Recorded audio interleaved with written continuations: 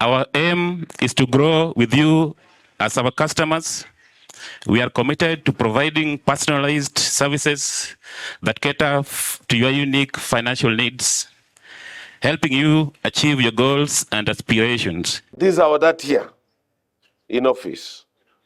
But I want to tell you that this is a bank that will add value to your county. We know Trans Nzoia is the breadbasket of this country.